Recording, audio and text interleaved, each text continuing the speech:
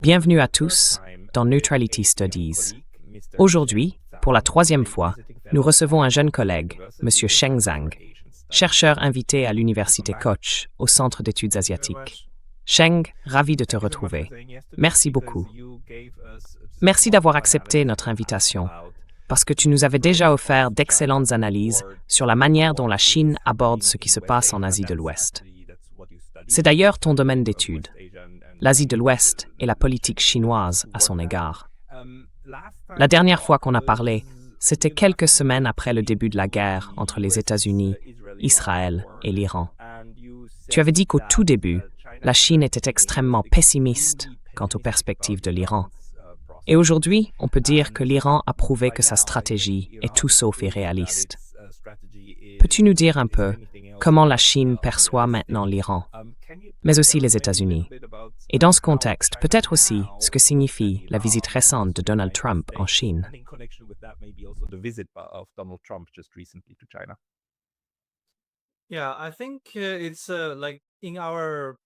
Oui, je pense que c'est un peu comme lors de notre précédente rencontre, la dernière fois que j'ai participé à l'interview. J'avais parlé du fait que la Chine avait été agréablement surprise par la performance de l'Iran dans cette phase de guerre. Et je m'attendais aussi à ce que tant que l'Iran parvient à continuer de résister au rythme actuel, il y ait de plus en plus de soutien, bien sûr diplomatique, mais peut-être aussi d'autres formes plus concrètes, économiques, ou même liées à la vente d'équipements militaires venant du côté chinois et du côté russe. Et je pense qu'aujourd'hui, avec le recul, on peut dire que nos prévisions se sont largement confirmées. Si on regarde l'attitude diplomatique de la Chine envers l'Iran et envers cette phase du conflit, elle est devenue beaucoup plus positive, après, disons, quelques semaines à un mois.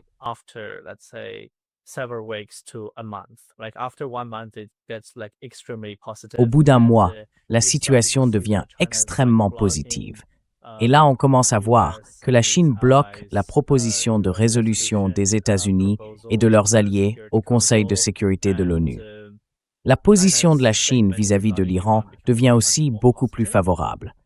Et il y a, les Chinois ne le disent jamais publiquement, mais si on regarde certaines sources ouvertes du côté américain, et même en Israël, je crois que Netanyahou lui-même a dit que la Chine exportait vers l'Iran un certain type d'équipement pouvant servir à des fins militaires.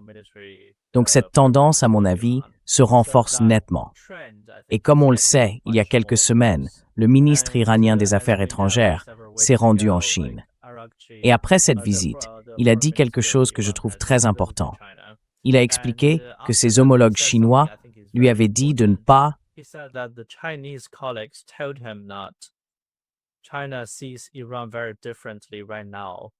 La Chine voit l'Iran aujourd'hui d'une manière très différente de celle d'avant la guerre. Et je pense que c'est une phrase à la fois simple et très significative. En gros, cela veut dire que les Chinois disent clairement aux Iraniens qu'après cette guerre, puisque l'Iran a vraiment montré sa capacité, la Chine considère désormais l'Iran comme une puissance très importante, pas seulement une puissance régionale, comme on le dit souvent, mais probablement comme l'une des puissances régionales les plus prometteuses de la région. Et l'importance que les Chinois accordent à cela est tout autre. J'ai d'ailleurs une histoire personnelle à ce sujet. J'ai un ami et collègue à Pékin, et 2 ou 3 jours après l'assassinat de Khamenei, il m'a envoyé un message pour me demander « Quelle est ton analyse de la situation ?»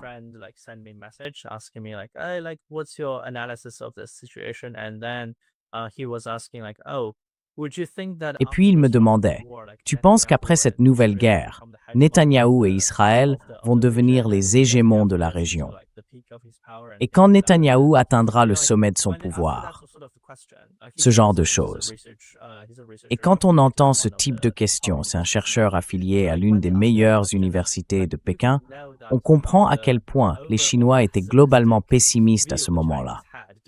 Ils se disaient « Regarde, Khamenei a été assassiné. Peut-être qu'Israël va dominer la région et que Netanyahou va garder le pouvoir pendant longtemps. » Mais ensuite, quelques mois plus tard, l'atmosphère a complètement changé. the atmosphere is very different.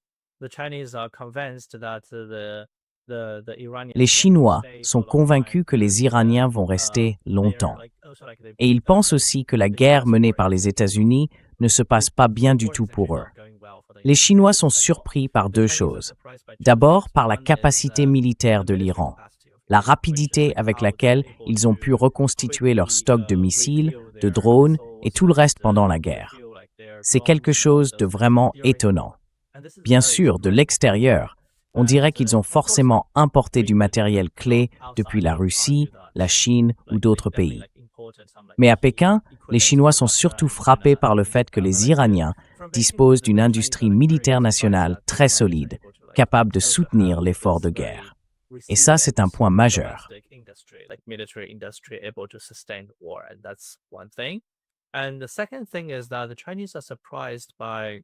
Et la deuxième chose, c'est que les Chinois sont surpris par la volonté de la direction iranienne de se sacrifier pour la survie de l'État. Et ça, c'est vraiment étonnant. Parce que, vous savez, au début des années 2000, si on veut comprendre pourquoi les Chinois sont si hésitants à s'impliquer au Moyen-Orient ou à soutenir des régimes, disons, plus anti-américains dans la région, c'est en grande partie à cause de la chute de Saddam et de Kadhafi, qui ont été très rapides. Au départ, les Chinois s'attendaient à ce que Saddam et Kadhafi tiennent beaucoup plus longtemps. Mais en réalité, ils sont tombés très vite, et ça a beaucoup déçu Pékin. Et on peut aussi dire que quelques années plus tard, la chute d'Assad, à la fin, a elle aussi été très soudaine. Assad's fall in the end was very sudden as well. Of course, the Syria civil war continued. Tu sais, bien sûr, la guerre civile a continué pendant, une dizaine d'années, et les Chinois ont offert une sorte de protection diplomatique au régime d'Assad, qu'on le veuille ou non. C'est ce qu'ils ont essayé de faire. Mais en même temps, le régime d'Assad est tombé très vite. Du coup, tout ça a rendu la Chine un peu hésitante, un peu pessimiste à l'idée de soutenir des pays du Moyen-Orient face à une invasion américaine. Mais l'Iran, lui, a vraiment montré quelque chose de très différent. Et je pense que c'est quelque chose de très stimulant, presque une ouverture d'esprit nouvelle pour les Chinois en ce moment. Vision opening thing for the moment for the Chinese at this moment. It's like the Chinese have seen that the Iranian leadership is able to. C'est un peu comme si les Chinois avaient compris que la direction iranienne était vraiment prête à faire beaucoup de sacrifices pour assurer la survie de tout l'État. Et puis, il y a autre chose que j'ai personnellement observé. En Chine, il y a beaucoup d'étudiants iraniens ou des experts qui travaillent à Pékin. Et des choses comme ça. Un ami à Pékin m'a dit qu'après la guerre, ils ont remarqué que beaucoup d'étudiants iraniens, de travailleurs étrangers ou de journalistes quittaient la ville. Ils voulaient rentrer en Iran, en pleine guerre. Et ça a surpris pas mal de monde. Ce ne sont pas des fonctionnaires, juste des civils. Personne ne les rappelait, ils n'étaient pas obligés de partir. Mais ils prenaient quand même l'avion depuis Pékin, je crois vers l'Arménie ou l'Azerbaïdjan, l'un de ces deux pays, puis ils prenaient le bus depuis là-bas, tout le trajet jusqu'en Iran.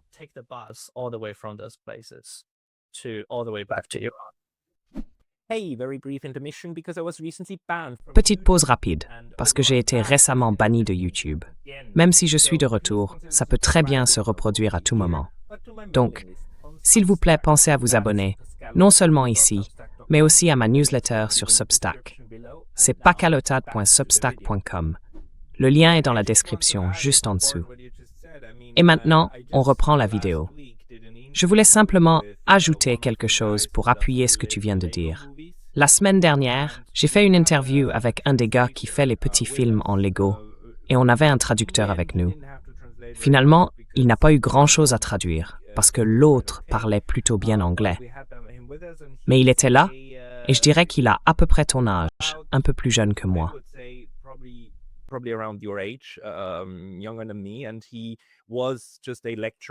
Il venait tout juste de devenir enseignant au Pakistan. Il y donnait des cours depuis peu. Et puis, quand la guerre a éclaté, il est rentré à Téhéran, depuis le Pakistan, en disant « Non, non, non, c'est la guerre. Je rentre. Je ne vais pas rester à l'étranger. » C'est quelque chose qu'on a vu chez une bonne partie de la diaspora. Pendant la guerre, Au lieu de rester en sécurité à l'extérieur du pays, beaucoup sont revenus, même s'ils ne combattaient pas eux-mêmes. C'est assez fascinant, mais bon, c'est peut-être un sujet pour une autre fois. Alors, diriez-vous que la cohésion de l'Iran, aussi en tant que société, a été quelque chose qui a surpris la Chine?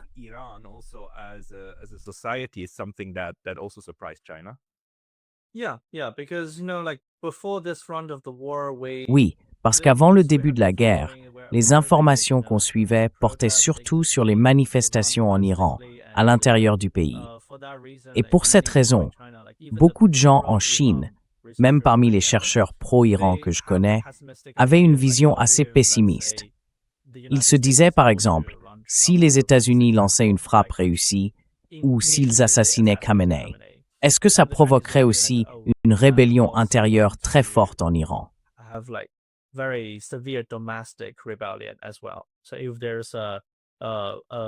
Donc, s'il y avait une grande insurrection intérieure soutenue par les États-Unis ou par Israël, que ce soit dans les grandes villes comme Téhéran ou dans les zones frontalières de la région kurde, ça pourrait poser énormément de problèmes. Mais encore une fois, les Chinois ont été très agréablement surpris de voir qu'aucun de ces scénarios ne s'est produit.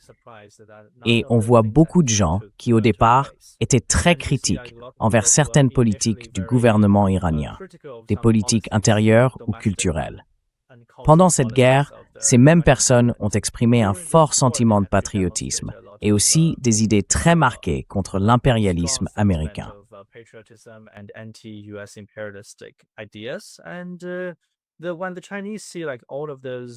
Et quand les Chinois voient, tu sais, tous ces très nombreux Iraniens installés en Chine qui décident de rentrer au pays pendant la guerre, ils sont vraiment à la fois émus et disons rationnellement surpris, choqués et même impressionnés par ça.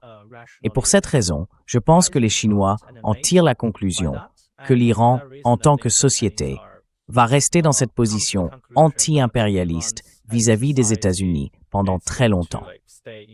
Et nous sommes convaincus que l'Iran est un pays très résilient, qui va continuer à jouer un rôle important dans la région, même après cette phase de guerre, malgré tout ce qu'il a subi sur le plan économique pendant le conflit. Donc je pense que c'est une des observations que les Chinois font à propos de cette guerre.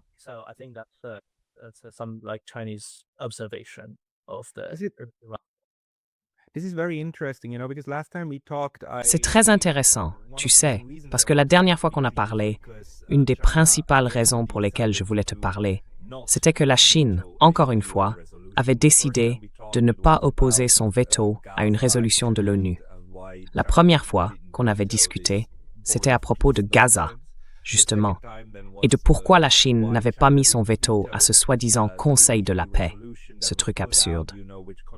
La deuxième fois, c'était à propos de la résolution qui condamnait l'Iran au Conseil de sécurité pour ses attaques contre les États du Golfe. Là encore, ils essaient de faire croire que l'Iran est l'agresseur et que les pauvres États du Golfe sont attaqués sans raison, ou je ne sais quoi. Et la Chine, là non plus, n'a pas mis son veto.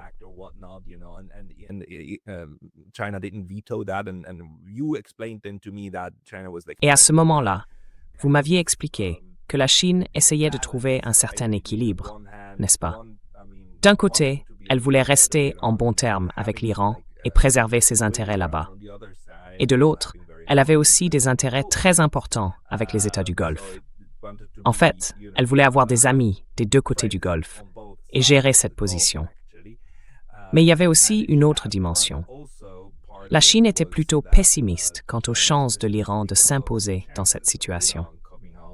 Alors, si cela a changé aujourd'hui, selon vous, quel impact cela pourrait-il avoir sur l'engagement de la Chine dans toute la région, et en particulier avec les États du Golfe?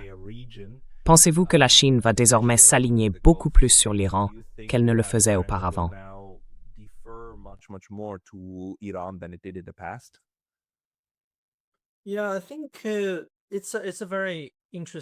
Oui, je trouve ça très intéressant, parce que je crois que j'en ai peut-être pas parlé dans l'interview précédente.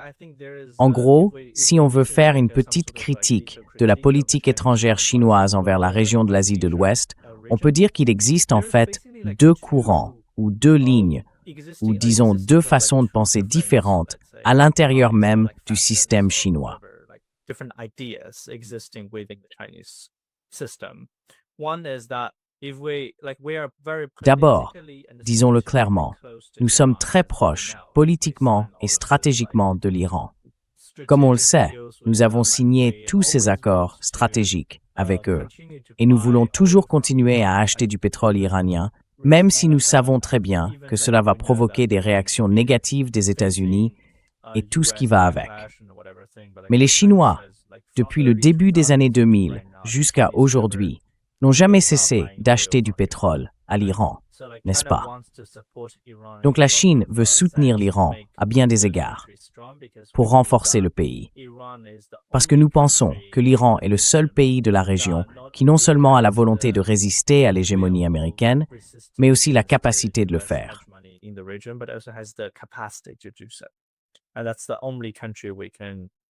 Et c'est le seul pays sur lequel on peut vraiment compter, qui a non seulement la volonté, mais aussi la capacité réelle de remettre en cause l'hégémonie américaine dans la région.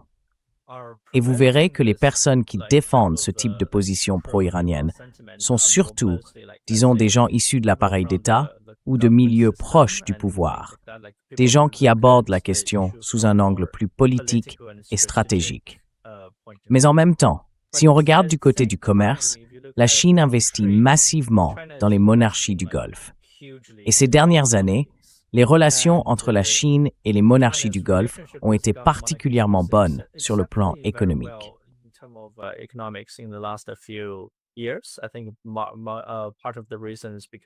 Je pense qu'une partie de la raison, c'est la réforme menée par Mohammed Ben Salman. D'une certaine façon, les Chinois pensaient que cette réforme allait réussir, et ils voyaient ça comme une bonne opportunité d'investissement. Personnellement, je n'en suis pas vraiment convaincu. Mais beaucoup, vraiment beaucoup de gens en Chine, surtout des dirigeants d'entreprises privées ou publiques, ont cette idée que le Golfe est bien plus riche et donc qu'il faut y investir davantage. Ça a provoqué, je dirais, une certaine discontinuité, voire parfois des tensions dans notre position dans la région. Économiquement, on est très proche des monarchies du Golfe, mais politiquement, on est beaucoup plus proche de l'Iran.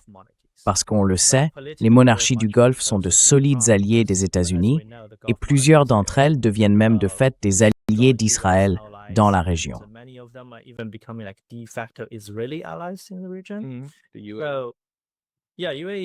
Les Émirats arabes unis. Oui, en gros, les Émirats sont un allié de fait d'Israël dans la région.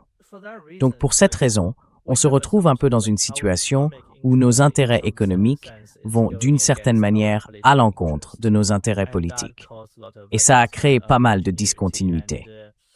Je dirais même que c'est en partie ce qui explique la position décevante de la Chine qui s'est abstenue lors de la précédente résolution de l'ONU dont on parle. Les Chinois se disent sans doute « On a tellement d'intérêts avec les monarchies du Golfe, on ne veut pas trop les contrarier ».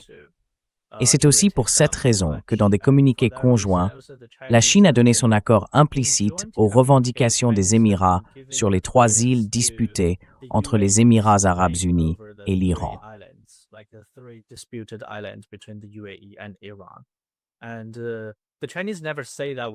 Et les Chinois ne disent jamais qu'ils reconnaissent ces territoires comme appartenant aux Émirats arabes unis. Mais dans le communiqué conjoint, les Chinois ne disent simplement rien contre cette position. Et ça a provoqué, je pense, au moins 2 vagues de fortes réactions diplomatiques de la part de l'Iran au cours des 5 dernières années sur cette question. Donc ça crée une discontinuité, et je dirais même une discontinuité de plus en plus importante dans la politique étrangère chinoise vis-à-vis de l'Asie de l'Ouest. Et je pense que ce front de guerre va probablement corriger ça petit à petit, dans le sens où les Chinois prennent conscience de l'importance de l'Iran. Et puis, le capital chinois va aussi comprendre que les monarchies du Golfe ne sont en réalité pas des endroits si sûrs pour investir. Et ça, c'est un point très important. Vous savez, quand on leur parle, qu'on leur dit « Vous ne devriez peut-être pas trop investir dans ces pays pour d'autres raisons », on ajoute souvent « Ce n'est pas si sûr que ça ».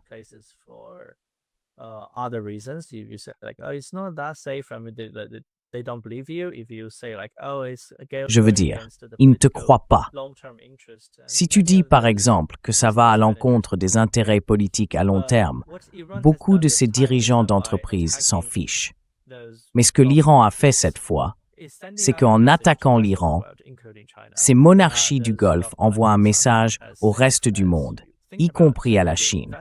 Ces monarchies du Golfe ne sont pas aussi sûres qu'on le pense, et les investissements dans la région peuvent être menacés si l'Iran est acculé. Donc, pour cette raison, je pense que d'une certaine manière, même si c'est douloureux, cela pousse la Chine à comprendre qu'il faut une politique moyen-orientale claire. Notre ancienne approche dite équilibrée n'est pas vraiment durable à long terme. Et personnellement, je dirais que nos investissements, parfois excessifs, dans plusieurs de ces monarchies du Golfe, doivent être réévalués. Many of those Gulf monarchies needs to be reconsidered. Oui, c'est très intéressant. Si on se rend compte que les investissements chinois dans les pays du Golfe ne sont désormais en sécurité que grâce à la stabilité de l'Iran ou à de bonnes relations avec l'Iran, ça change complètement la perspective, non? Ce n'est pas que ces investissements sont protégés parce que les États-Unis auraient une sorte de bouclier impénétrable là-bas. Ils sont en sécurité seulement si l'Iran n'a aucune raison de les bombarder. Donc, d'une certaine manière, ça rend la décision des capitalistes chinois un peu plus compliquée.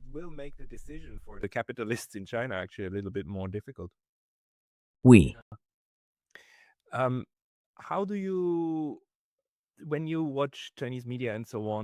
Quand on regarde les médias chinois et tout ça, qu'est-ce que vous pensez de la façon dont la Chine étudie aujourd'hui l'évolution de la guerre? Je veux dire, la Chine travaille depuis très longtemps sur la technologie, y compris les technologies à double usage, et surtout sur les drones, qui ont évidemment des applications militaires très importantes. Mais l'Iran a fait la même chose. Et avec les drones en particulier, ils ont encore montré, après la guerre terrestre qu'on a vue en Ukraine, que dans la guerre navale aussi, les drones sont devenus absolument essentiels. D'un côté donc, mais de l'autre, la stratégie iranienne reposait, et c'est ce qui a rendu beaucoup d'entre nous pessimistes, sur la capacité à encaisser les chocs. Ils étaient prêts à sacrifier leur direction.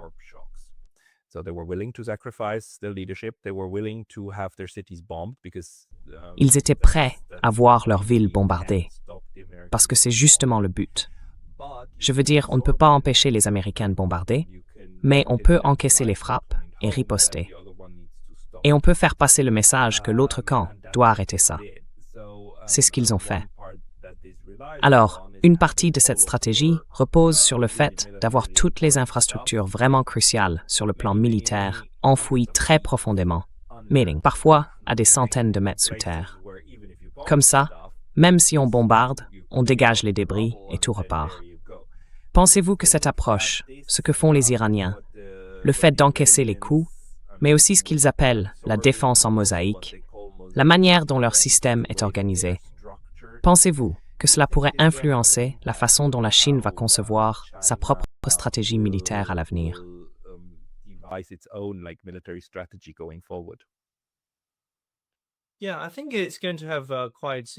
oui. Je pense que ça va donner des enseignements assez intéressants pour les Chinois, parce que, comme on le sait, la Chine n'a pas mené de grande guerre depuis plus de 40 ans. Nous non plus. D'ailleurs, on n'a pas vraiment été engagé dans une guerre depuis plus de 40 ans. Et puis à l'époque, les guerres qu'on menait étaient plus traditionnelles, des guerres conventionnelles. Donc pour cette raison, je pense aussi que dans les années 2000, les Chinois ont été très surpris par l'invasion de l'Irak par les États-Unis. Ils ont vu ça comme une forme de guerre complètement nouvelle. Mais ces dernières années, je pense que la guerre entre la Russie et l'Ukraine, et aussi, disons, cette nouvelle phase de conflit, pas seulement la guerre de l'Iran, mais si on l'a fait commencer au 7 octobre et qu'on regarde tout ce qui s'est passé depuis, cette phase de guerre entre ce qu'on appelle l'axe de la résistance et les États-Unis avec leurs alliés, en gros l'armée américano-israélienne dans la région.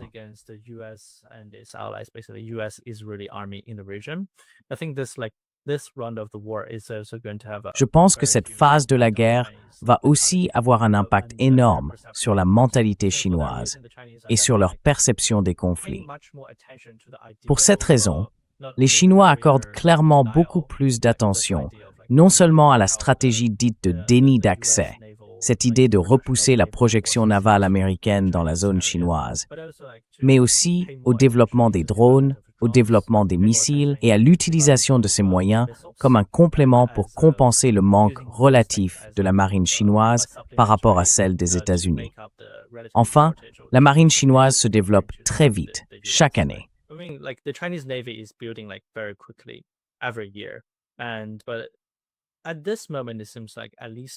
Mais en ce moment, on dirait qu'on manque un peu de puissance navale par rapport aux États-Unis. Du coup, on pense à utiliser davantage de drones et de missiles pour compenser, et d'autres moyens de ce genre. Et puis cette idée de décentralisation de l'armée, c'est quelque chose d'assez unique en Iran. Vous savez, si, disons, Khamenei était assassiné, les Iraniens seraient capables de répartir la chaîne de commandement entre différentes divisions sur le front, et d'essayer de mobiliser les gens sur place pour qu'ils prennent eux-mêmes des décisions, tout en gardant une certaine coordination avec les autres divisions.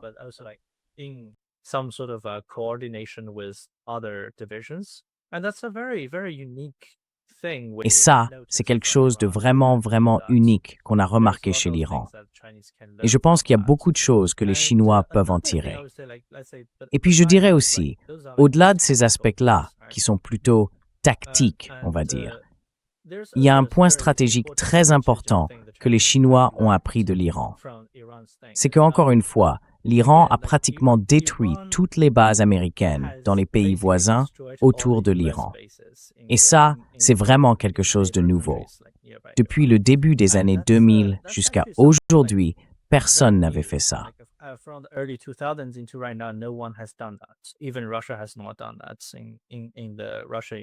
Même la Russie n'a pas fait ça dans la guerre entre la Russie et l'Ukraine. Et il y avait cette idée qu'un pays qui accueille des bases américaines pouvait dire « On ne fait qu'héberger des bases américaines. On n'est pas directement en conflit avec vous, donc vous ne devriez pas attaquer notre territoire. » Et ainsi de suite. Mais l'Iran, lui, l'a fait. Et l'Iran a été très clair.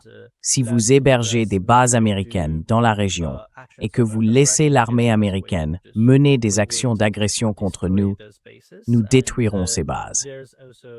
Et il y a aussi une possibilité, enfin, les Iraniens ont déjà attaqué certaines installations dans les pays du Golfe qui ne sont même pas directement des installations américaines. Donc, je pense que ça envoie un message très fort au monde. Une base américaine ne vous rend pas vraiment plus sûr. Au contraire, ça ne fait qu'augmenter le danger. Et les Chinois observent ça de très près.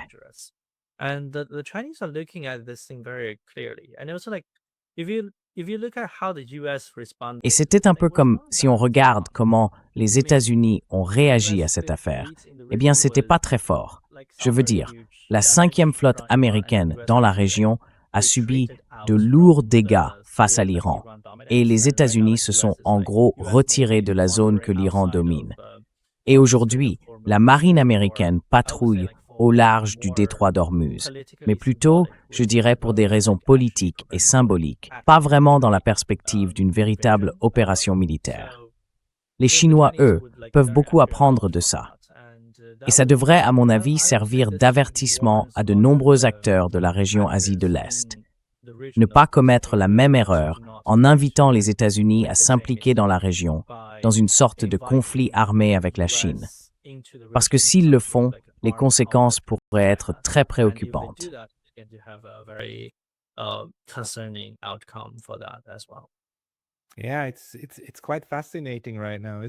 Oui, c'est assez fascinant en ce moment, non? La portée des missiles et celle des drones deviennent en quelque sorte une nouvelle façon, de fait, d'imposer sa zone d'influence sur les mers. Autrefois, les eaux territoriales d'un État étaient définies en gros par la distance qu'un boulet de canon pouvait parcourir, environ 3 km, quelque chose comme ça. Et c'était ça, les eaux territoriales. Aujourd'hui, la portée de ces missiles, autour de 300, 350 km, détermine à peu près jusqu'où la flotte américaine ose s'approcher de l'Iran. Et elle reste au-delà de cette limite.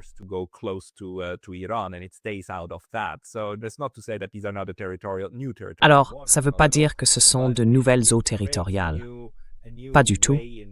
Mais ça crée une nouvelle manière de penser, probablement la guerre maritime. Est-ce que vous avez des informations sur la façon dont la Chine a abordé la situation maritime avec l'Iran? Parce que, évidemment, la Chine n'aime pas l'idée que le détroit d'Ormuz soit fermé ou que l'Iran puisse, en quelque sorte, y installer un péage ou quelque chose du genre. D'un autre côté, ils sont aussi parfaitement conscients de la situation et ils ne cessent de le répéter. C'est d'ailleurs, selon eux, l'erreur des Américains. Est-ce qu'on sait comment la Chine a essayé d'interagir avec l'Iran pour faire passer ses navires à travers le détroit?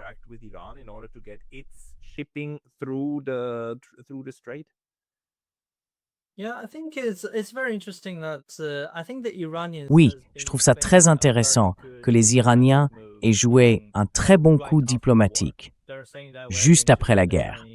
Ils disent qu'ils vont laisser passer les navires chinois et russes.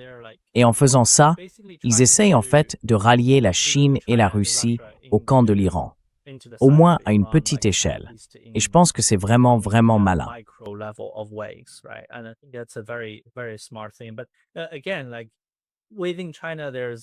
Mais encore une fois, à l'intérieur de la Chine, comme je viens de le dire, il y a différentes personnes, différents courants, différentes idées. Certains pensent qu'il ne faut pas être trop proche de l'Iran parce qu'ils ont peur des sanctions et qu'ils veulent simplement faire des affaires. Ces gens-là existent toujours. Mais quand l'Iran envoie des signaux, par exemple en disant qu'il va laisser passer les navires chinois, ce genre de choses, les Américains vont interpréter ça comme un signe que la Chine soutient l'Iran. C'est comme ça qu'ils le voient, ou qu'ils aiment le voir. Et du coup, les Chinois, qu'ils le veuillent ou non, vont se retrouver de plus en plus liés au camp iranien. Parce que l'idée, c'est que si vous dites ce genre de choses, si les Américains ont l'impression que vous commercez avec l'Iran, que vous le soutenez, alors ils vont vous mettre la pression. Et cette pression va en fait vous éloigner de plus en plus des États-Unis et vous rapprocher du côté iranien.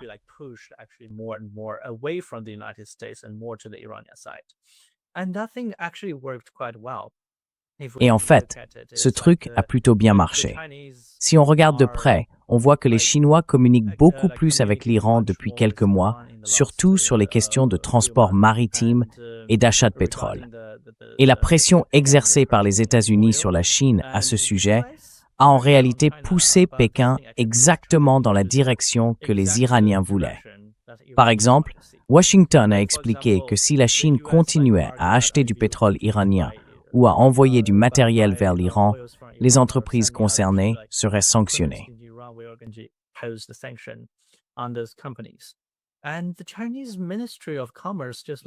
Et le ministère chinois du Commerce vient tout juste de lancer une politique toute nouvelle, et je dirais même très importante. Elle stipule que si une entreprise chinoise applique les sanctions américaines, alors elle sera sanctionnée par la Chine. C'est vraiment très intéressant. Et je pense que c'est une politique assez révolutionnaire, un nouveau type de mesure qui aura un impact à long terme sur la Chine, probablement pour les 20 prochaines années. En gros, l'idée, c'est que si en tant qu'entreprise, vous craignez les sanctions américaines et que pour cette raison, vous décidez de ne pas commercer avec certains pays, eh bien, dans ce cas, vous enfreignez la réglementation chinoise. Donc, le ministère chinois du Commerce peut en fait vous sanctionner pour ça. Je veux dire, pour les entreprises chinoises. Donc, ça envoie un message très fort qui dit en gros qu'on veut pousser nos entreprises à ne pas se soucier des sanctions américaines. Et on veut encourager davantage d'entreprises chinoises, qu'elles soient publiques ou privées, à continuer de commercer avec des pays comme l'Iran, malgré les sanctions des États-Unis. Je pense que c'est un point très important. Et si on regarde bien, on peut en parler à travers, par exemple, les deux visites, celle d'Arakchi et celle de Trump en Chine. Après la visite d'Arakchi à Pékin, La déclaration conjointe, ce n'est pas vraiment un communiqué, mais une déclaration commune. Si on la lit sur le site du ministère chinois des Affaires étrangères, on voit que le texte disait, en gros, « Nous voulons que le détroit d'Ormuz soit rouvert et nous voulons que les, entre guillemets, acteurs concernés réfléchissent à cette question. » Et ils n'ont pas dit l'Iran. Ce qui est intéressant, c'est qu'ils n'ont pas dit « Nous voulons que l'Iran réfléchisse à la réouverture du détroit d'Ormuz ». Ils ont parlé d'acteurs concernés. Ça veut dire qu'ils ne considèrent pas que l'Iran soit seul responsable de la fermeture d'Ormuz. En réalité, nous pensons que ce sont les invasions américaines et israéliennes contre l'Iran qui ont provoqué la situation actuelle. Et nous le pensons toujours. Nous croyons que si l'on veut voir le détroit d'Ormuz rouvert, cela ne se fera pas en exerçant une pression unilatérale sur l'Iran. Il faut faire pression sur les États-Unis pour qu'ils cessent leurs menaces contre l'Iran. Et il faut aussi pousser les États-Unis et Israël à mettre fin à leurs invasions avant toute chose.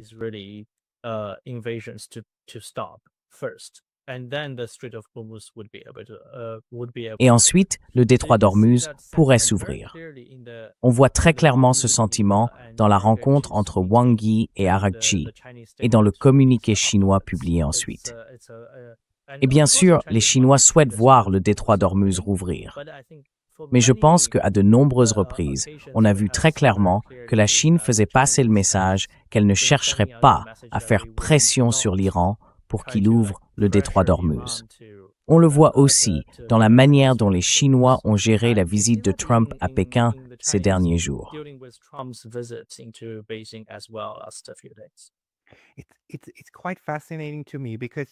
Je trouve ça vraiment fascinant parce que la Chine a très vite compris qu'il lui suffisait d'insister sur le droit international.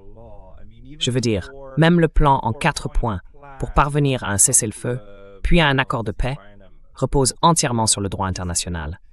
Il suffit simplement de respecter le droit international et la liberté de navigation. Enfin non, pas forcément la liberté de navigation, mais bref, juste respecter le droit international. Et en disant cela, ils affirment en quelque sorte que, oui, l'Iran doit être indemnisé puisqu'il a été attaqué illégalement. Le blocus américain est évidemment une mesure illégale au regard du droit international. En fait, la Chine soutient l'Iran sans le dire ouvertement, tout en plaidant pour une structure mondiale, une structure de sécurité et d'échange en Asie de l'Ouest, ce qui doit sembler assez séduisant pour bien d'autres pays. Pas seulement pour l'Iran et les États du Golfe. Avez-vous des indications sur la manière dont les autres perçoivent aujourd'hui ces actions chinoises?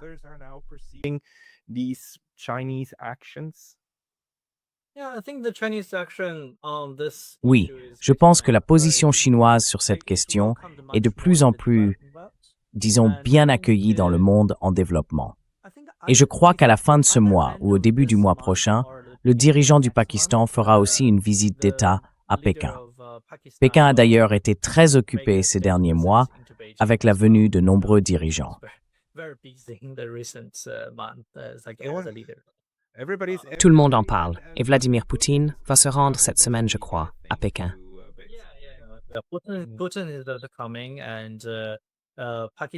Poutine va venir, et le dirigeant du Pakistan aussi.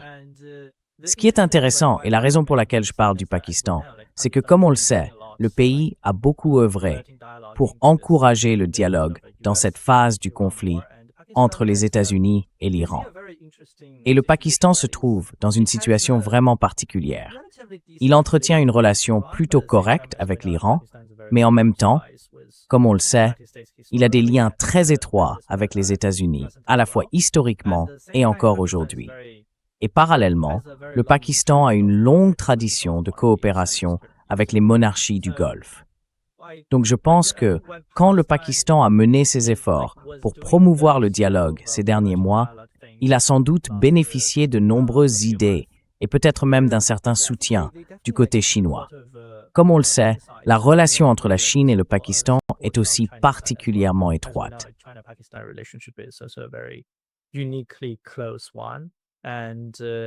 I do believe that one of the major Et je pense vraiment que l'une des principales raisons pour lesquelles les Iraniens s'intéressent à aller à Islamabad pour ces discussions, ce n'est pas seulement parce qu'ils respectent le Pakistan, bien sûr, mais aussi à cause du facteur chinois dans tout ça.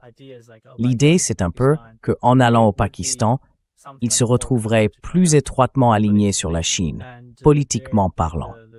Et ce facteur chinois pourrait bien jouer un rôle dans ces négociations. C'est pour ça que j'attends avec beaucoup d'intérêt de voir comment va se dérouler la visite du dirigeant pakistanais en Chine et surtout quel type de déclaration conjointe les deux pays vont publier à propos de la guerre actuelle au Moyen-Orient.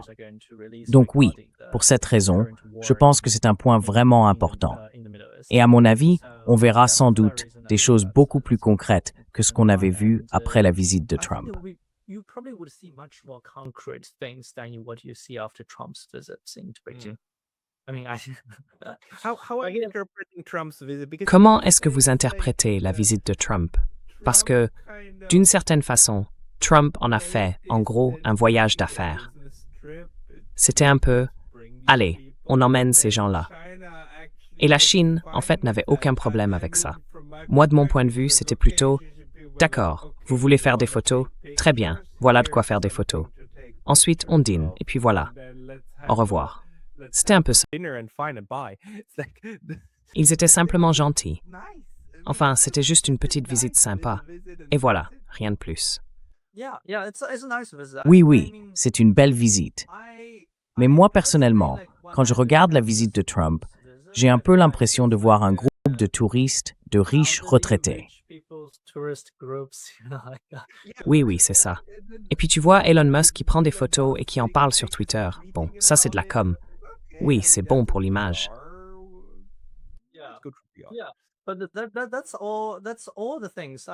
Oui, mais c'est tout en fait. J'ai suivi les infos de très près. Je crois qu'on est 2 ou 3 jours après la fin de la visite et j'attendais toujours quelque chose de plus concret. Mais rien n'est sorti. Même dans les médias chinois, il n'y a rien de vraiment concret. Si on regarde ce qu'ils publient, ils parlent surtout de choses comme Elon Musk qui prend des photos, comme tu disais, du banquet de Trump, de combien il a aimé la nourriture, ou encore de Marco Rubio, fasciné par le plafond du Grand Palais du Peuple. Il le montrait du doigt en disant « Oh, c'est tellement beau ». Voilà, c'est ce genre de titre qu'on voit passer. Et au final, on n'a rien vu de plus concret que ça. Et c'est la dernière fois qu'un chef d'État américain est venu, c'était déjà Trump, puisque Biden, lui, n'est jamais venu.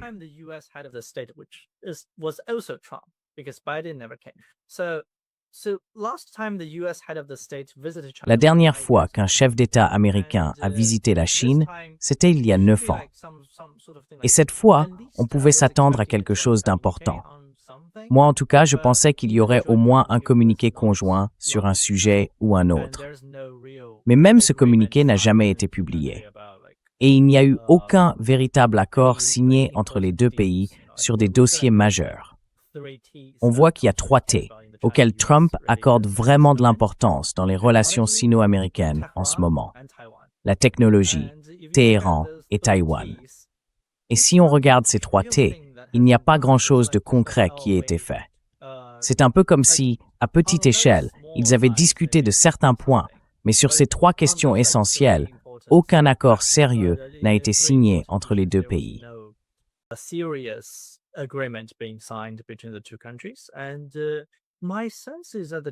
Et j'ai l'impression que les Chinois veulent juste le garder de bonne humeur, le rendre content pendant cette visite, puis le laisser repartir sans faire la moindre concession réelle sur les sujets importants.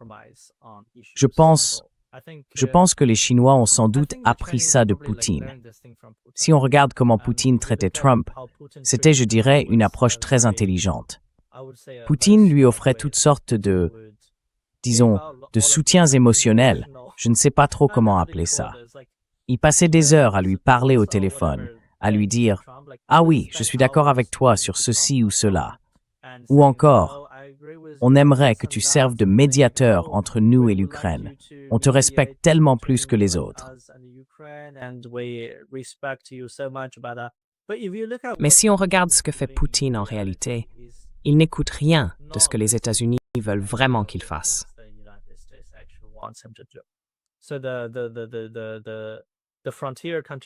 Donc, la frontière continue de se battre. Les Russes, en réalité, n'ont jamais vraiment cru que les Américains seraient capables de jouer les médiateurs et de mettre fin à la guerre entre la Russie et l'Ukraine de manière vraiment significative. C'est plutôt une sorte de massage émotionnel, quelque chose qu'on fait à Trump pour qu'il soit content, qu'il se sente bien et qu'il ne crée pas de nouveaux problèmes. Et ensuite, on peut en gros tirer parti du conflit ou du désaccord entre les deux pays et faire ce qu'on veut. En pratique, c'est, je pense, ce que les Chinois font en ce moment.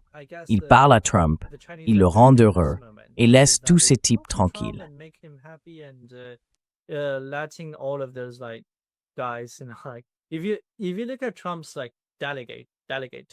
Si on regarde la délégation de Trump, c'est assez intéressant. Elle est composée de deux grands groupes de personnes. D'un côté, il y a les chefs d'entreprise, comme vous l'avez mentionné, et de l'autre, il y a en fait beaucoup de faucons dans la délégation de Trump. Beaucoup de ces gens, très durs sur les questions de politique étrangère, pas seulement des figures connues comme Rubio ou Haley, mais aussi, si on regarde les bureaucrates un peu moins célèbres qu'il a emmenés, comme Stephen Miller par exemple, ce sont des gens très fermes sur le Venezuela, sur l'Iran, et aussi sur les questions liées à la Chine.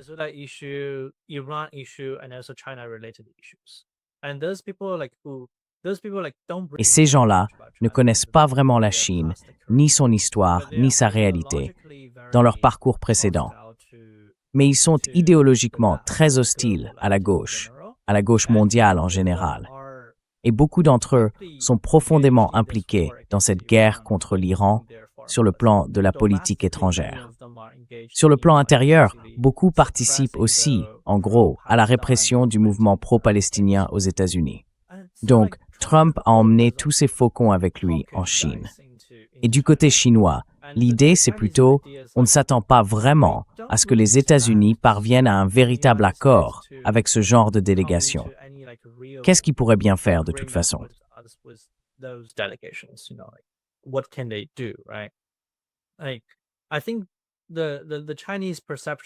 Je pense que du point de vue chinois, la visite de Trump a été perçue comme un déplacement où il a emmené tout ce monde, les hommes d'affaires, mais aussi les bureaucrates les plus durs de la Maison-Blanche, non pas pour vraiment conclure un accord, mais simplement pour organiser un coup politique à usage interne. Il voulait montrer quelque chose à son public national, à ses partisans. Il y a le mouvement MAGA, enfin, une bonne partie du MAGA s'est détachée de lui après son invasion de l'Iran, mais il voulait prouver à ceux qui lui sont restés fidèles qu'il continue à gagner tous les jours, comme il dit. Si vous allez sur le site de la Maison-Blanche, il y a même une page qui s'appelle « Des victoires chaque jour sous le président Trump ». Je n'invente rien, c'est une citation. Oui.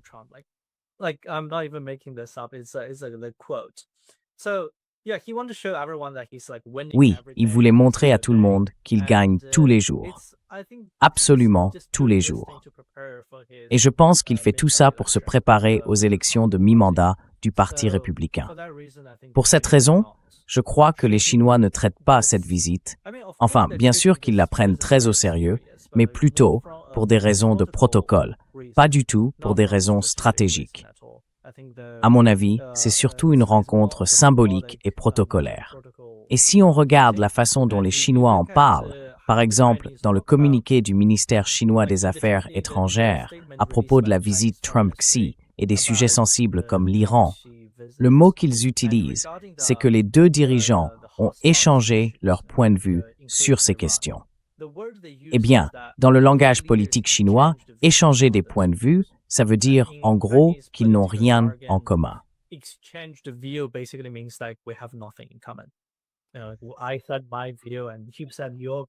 J'ai donné mon point de vue et lui a donné le sien. Le jargon politique chinois a une manière très particulière de dire les choses. Ils essayent d'utiliser la phrase la plus neutre possible pour parler de certains sujets. Mais en général, quand on lit une formule comme « nous avons échangé nos points de vue », ça veut dire qu'en réalité, chacun a une opinion différente et qu'aucun accord n'a été trouvé.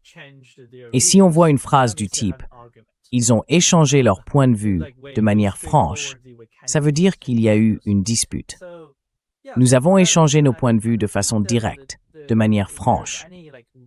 Donc pour cette raison, je ne pense pas qu'il se passe quoi que ce soit de vraiment important entre les États-Unis et la Chine en matière d'accord sur les questions sensibles, y compris Téhéran.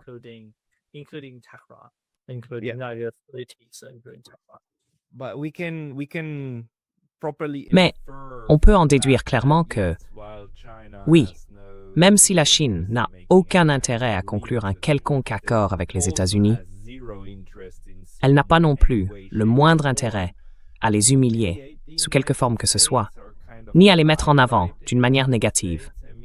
En gros, c'est comme si elle disait « D'accord, très bien, vous avez perdu sur ce coup-là ». Il y aurait eu tellement de façons pour la Chine de faire un petit geste, juste un petit signe, pour montrer qu'elle sait très bien que la guerre en Iran ne s'est pas bien passée. Mais ça non plus, ça n'est pas arrivé. C'est plutôt du genre « Bon, on va vous faire plaisir, vous ménagez un peu, peut-être même vous donner un petit coup de pouce pendant votre tournée de photos, histoire que vous puissiez rentrer et présenter ça comme un succès. » Donc en un sens, c'est « Très bien, prenez ça, je ne veux pas de vous comme ennemi. » Mais en même temps, on ne va pas devenir les meilleurs amis du monde. Certainement pas. Simplement, je ne veux pas de vous comme ennemi. C'est un peu cette attitude en ce moment.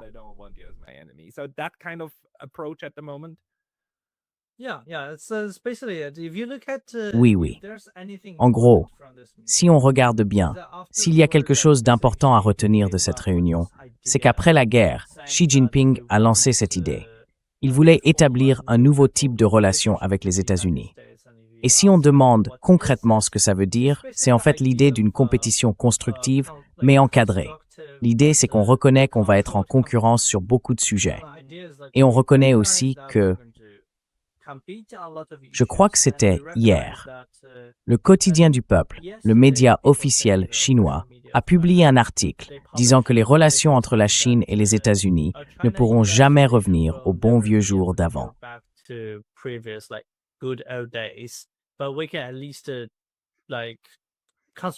Mais on peut au moins construire quelque chose de constructif pour l'avenir.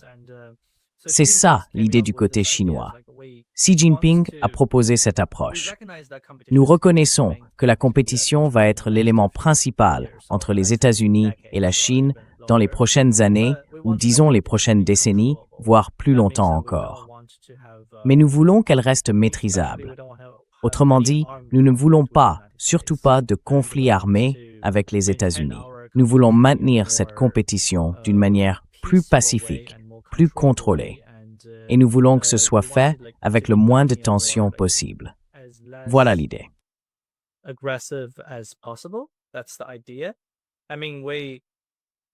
Je veux dire, on ne sait pas vraiment à quel point Trump va prendre tout ça au sérieux. Parce que, si on regarde bien, la dernière fois qu'un président américain a visité la Chine, c'était aussi Donald Trump, il y a 9 ans, en 2017. Et il avait l'air très content pendant cette visite. Je me souviens qu'ils étaient allés ensemble à la Cité interdite, Xi Jinping et lui, et il semblait de très bonne humeur. Oui, mais à peine un an plus tard, en 2018, on sait qu'il a lancé la première guerre commerciale contre la Chine. Et les Chinois avaient été surpris à l'époque, parce qu'ils se disaient « Ah bon, tu n'avais pas dit ça pendant la visite ».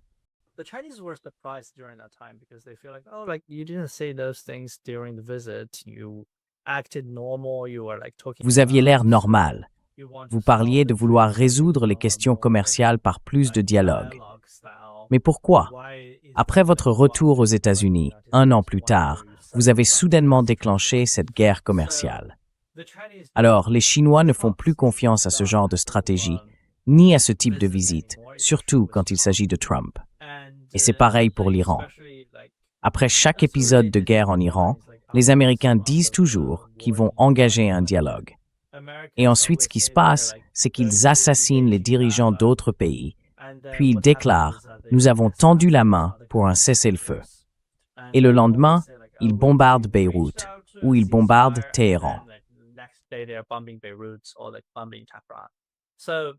all of those That things is are being like registered. Donc tout ça est bien enregistré en Chine, n'est-ce pas? La Chine voit bien que finalement, on ne peut pas et qu'on ne doit surtout pas faire confiance à ce qui sort des négociations diplomatiques avec les États-Unis, parce qu'ils peuvent tout simplement revenir dessus le lendemain, s'ils en ont envie. Donc oui, je veux dire, c'est sans doute aujourd'hui compris comme un fait établi de la politique étrangère américaine actuelle. Non?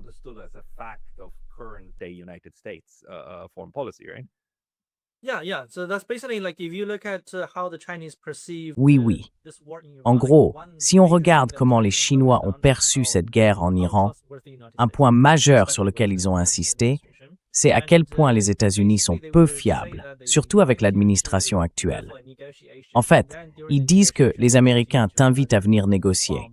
Et the pendant la civilians, or négociation, like they ils assassinate continuent the leader, soit à or bombarder they des villes, even like assassinate soit à assassiner le diplomats dirigeant, negotiating voire même with des them. diplomates qui négocient avec eux.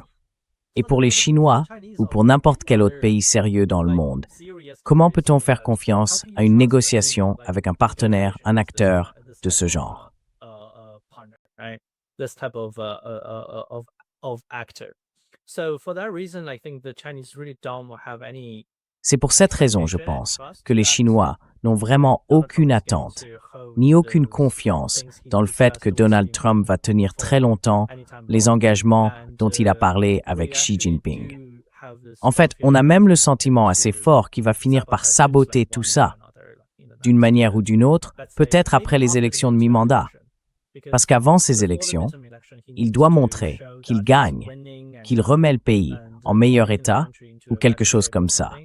Mais s'il perd les élections de mi-mandat, il pourrait redevenir assez imprévisible sur les relations entre la Chine et les États-Unis pour essayer de rallier davantage de soutien, de regagner la base MAGA et de se rapprocher des faucons anti-Chine des deux partis américains. Anti-China hawks from both parties in the United States. And so the Chinese actually don't feel like he's going Et donc, les Chinois ont vraiment le sentiment qu'il ne va pas apprécier ça.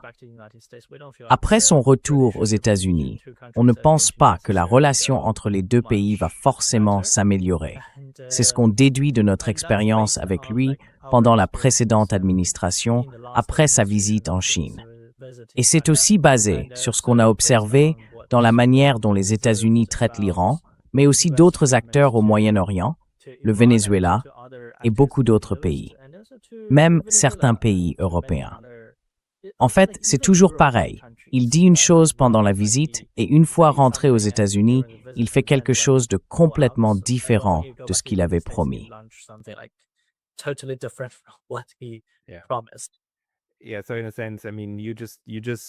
Oui, donc en un sens, même si quelque chose de positif en sort, on ne peut pas savoir si ça va durer. Ou alors, on peut parier que ça ne tiendra que tant que, pas seulement Trump, mais tout l'appareil politique, y verra un intérêt. Dernier point, dernière question. À ton avis, Will, est-ce que la Chine est en train d'apprendre ce qui est possible dans son propre voisinage? On a vu comment l'Iran a réussi, en gros, à démilitariser les alliés des États-Unis, les États du Golfe. Et à mon sens, à part les Émirats arabes unis, je pense que les autres finiront, d'une manière ou d'une autre, par devenir neutres, d'une façon ou d'une autre.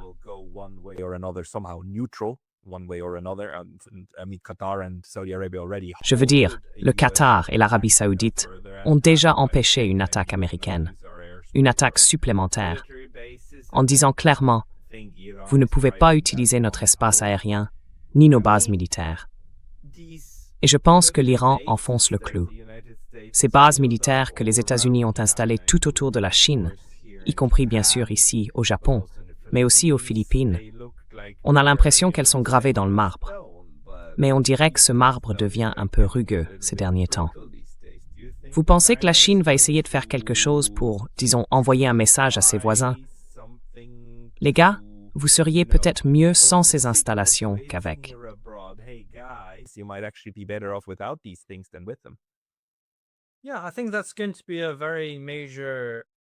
Oui, je pense que ça va devenir un axe majeur de la diplomatie chinoise dans les prochaines années.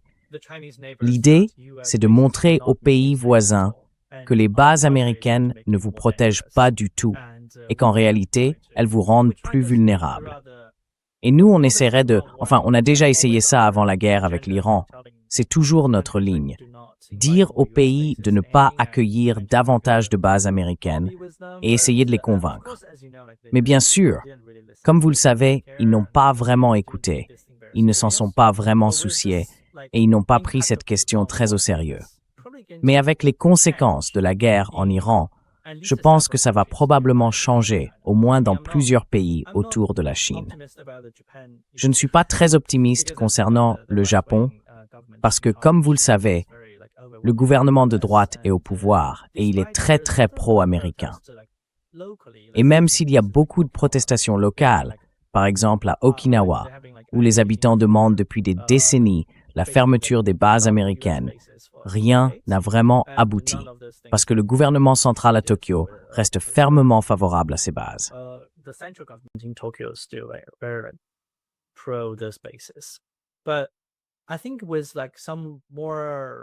Mais je pense qu'avec certains autres pays d'Asie du Sud-Est, on verrait leur attitude envers la Chine devenir beaucoup plus chaleureuse qu'avant. Et les Chinois essaieraient de dialoguer avec ces pays. Je pense que la Corée du Sud pourrait aussi devenir une priorité de la diplomatie chinoise, en essayant de leur parler, en disant quelque chose comme « Regardez ce qui se passe en Iran, les bases américaines ne feront qu'aggraver la situation ». Ce qui est assez intéressant, c'est que lorsque la Corée du Sud a mis en place le système THAAD, la Chine a réagi, je crois, par environ 1 an et demi, peut-être 2 ans, de relations économiques très froides avec Séoul.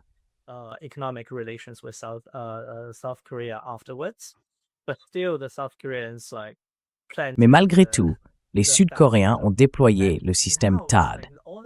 Et maintenant, c'est un peu comme si tous les systèmes THAAD au Moyen-Orient avaient été détruits par l'Iran, très rapidement, dès le tout premier moment. Le THAAD n'a absolument pas protégé ces pays du Golfe. Et du coup, les États-Unis ont en fait retiré le THAAD de Corée du Sud pour le déplacer jusqu'au Moyen-Orient. Donc, en gros, c'est quelque chose que la Chine voulait faire depuis 1 an et demi, 2 ans, voire plus longtemps, et que l'Iran, en quelque sorte, a fait pour nous en 1 minute.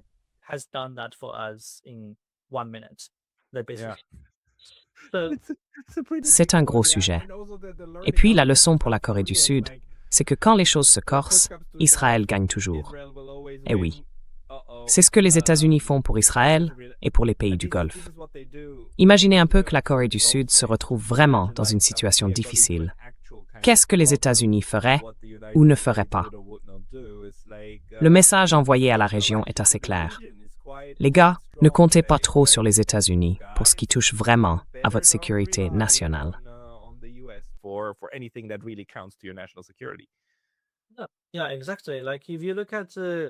Oui, exactement. Si on regarde à quel point les pays du Golfe ont été proches des États-Unis, c'est clair que c'est stratégique pour eux, parce qu'en gros, c'est le pilier, la base même du système du pétrodollar. Donc d'un point de vue stratégique, c'est super important. Et puis en réalité, si on regarde sur le plan politique, les pays du Golfe dépensent énormément d'argent chaque année pour faire du lobbying auprès des sénateurs américains, des hauts fonctionnaires, des responsables politiques aux États-Unis. Et malgré tout ça, quand l'Iran a commencé à attaquer ces pays, les États-Unis ne les ont en fait pas du tout protégés. Les États-Unis se sont pratiquement retirés. Et encore aujourd'hui, ils ne les aident quasiment pas sur ces questions-là.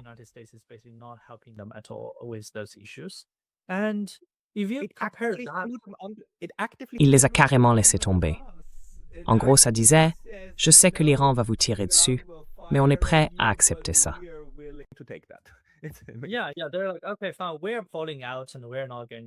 Oui, c'est un peu comme s'ils disaient « Bon, d'accord, on s'éloigne et on va pas trop se soucier de vous. » Et si on regarde bien, comparé au Golfe, les pays asiatiques ne sont pas perçus comme stratégiquement très importants aux yeux des États-Unis, parce qu'ils ne sont pas directement liés au système du pétrodollar, ni à quoi que ce soit d'aussi crucial pour Washington.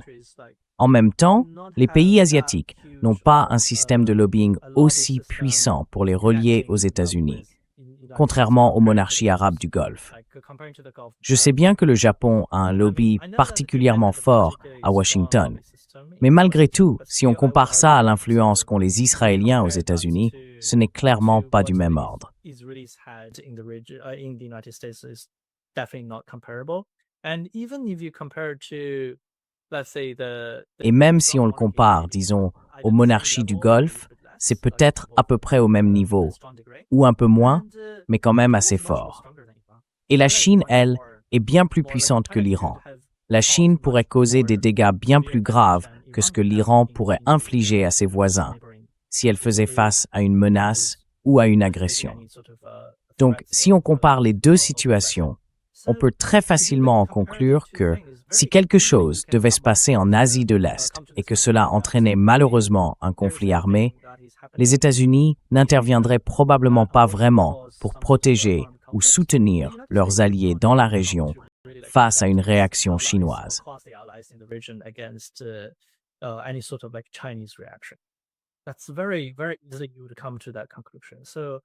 C'est vraiment très facile pour vous d'arriver à cette conclusion. Moi, je pense qu'après cette guerre, tous les pays d'Asie de l'Est devraient repenser leur position. Certains y réfléchissent déjà. Si on regarde les attitudes du Vietnam, de l'Indonésie et de la Malaisie ces dernières années, elles deviennent beaucoup plus positives. Et je crois qu'une partie de la raison, c'est qu'ils se rendent compte que les États-Unis sont de plus en plus instables et de moins en moins fiables. Du coup, ils ont commencé à adopter une approche plus équilibrée et à montrer plus de signes de coopération dans leurs relations avec la Chine sur beaucoup de sujets. Oui.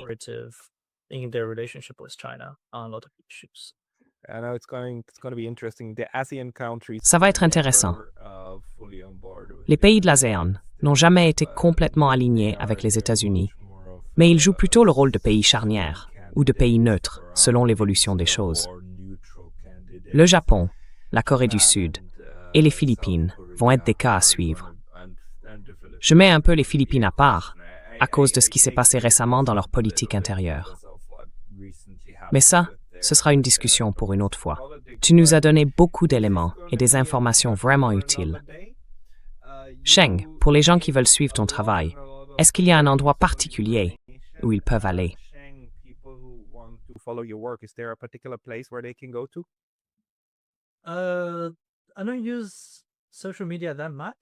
Je n'utilise pas beaucoup les réseaux sociaux, mais si vous tapez simplement mon nom sur Google, vous trouverez mes pages sur les universités avec lesquelles je suis affilié, ainsi que mes publications. J'ai d'ailleurs un nouvel article sur les relations entre la Chine et l'Iran qui doit paraître, je crois, à la fin de ce mois. Oui, fin mai ou début juin. Je vous enverrai le lien une fois qu'il sera publié. Il est en cours de publication et il traite essentiellement de... Enfin, l'article a été écrit avant cette nouvelle phase de guerre, mais il parle justement de la discontinuité de la Chine, comme je l'évoquais brièvement tout à l'heure dans notre entretien, de cette discontinuité qui existe entre deux groupes de personnes en Chine.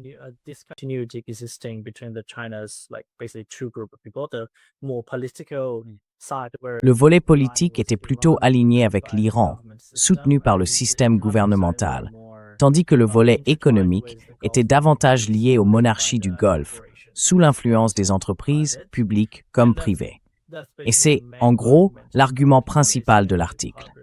Il va être publié dans une revue qui s'appelle Asian Perspectives. Et si ça vous intéresse, j'aimerais beaucoup avoir vos avis après lecture.